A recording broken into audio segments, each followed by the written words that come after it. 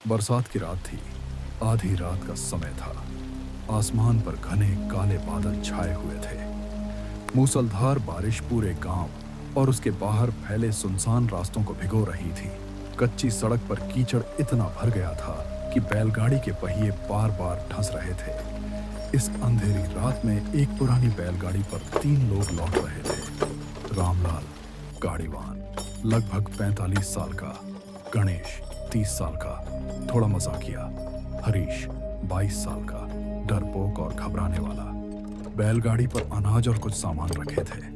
तीनों लोग घर लौट रहे थे क्योंकि गांव का रास्ता इसी वीरान जंगल नुमा इलाके से होकर जाता था। गणेश ने छाते के नीचे से झांक कर बोला, अरे रामलाल काका, ये कैसी रात चुनी है आपने सफर के लिए?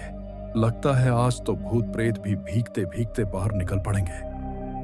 हरीश ने कांपते हुए कहा, तुम मजाक कर रहे हो गणेश भैया, लेकिन मुझे सच में डर लग रहा है। सुना है इस रास्ते पर बरसात की रातों में एक औरत दिखती है जो राहगीरों से लिफ्ट मांगती है, फिर कभी वापस नहीं जाने देती।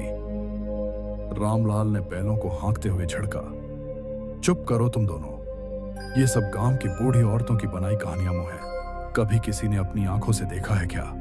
भगवान का नाम लो। गाड़ी धीरे धीरे आगे बढ़ती रही। रात गहराती जा रही थी। अचानक हरीश ने कांपते हुए उंगली आगे की ओर उठाई। काका देखो तो, वहां सड़क किनारे कौन खड़ा है? सड़क के किनारे घुप अंधेरे में सफेद साड़ी पहने एक औरत खड़ी थी। उसके गीले बाल चेहरे पर झुके हुए थे। वह बारिश में भीग रही थी, लेकिन बिल्कुल स्थिर खड़ी थी, जैसे समय उसके लिए थम गया हो। गणेश ने हंसकर माहौल हल्का करने की कोशिश की। अरे बहन जी, इतनी रात को यहाँ क्यों खड़ी हैं? गांव जाना हो तो हमारी गाड़ी पर बैठ जाइए। रामलाल ने बैलगाड़ी रोक दी। उसके मन में हल्की बेचैनी उठी, मगर फिर सोचा।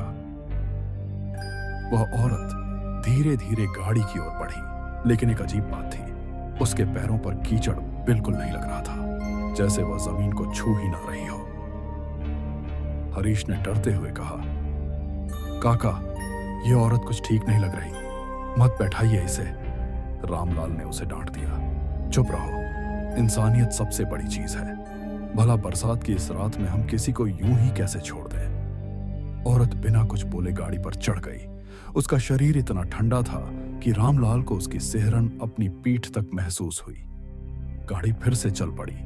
सन्नाटा और बारिश की बूंदों की आवाज के बीच अचानक वह औरत धीमी धीमी आवाज में गाने लगी, कोई अजीब सा गीत जिसके शब्द समझ नहीं आ रहे थे, लेकिन धुन दिल को चीरती हुई जा रही थी।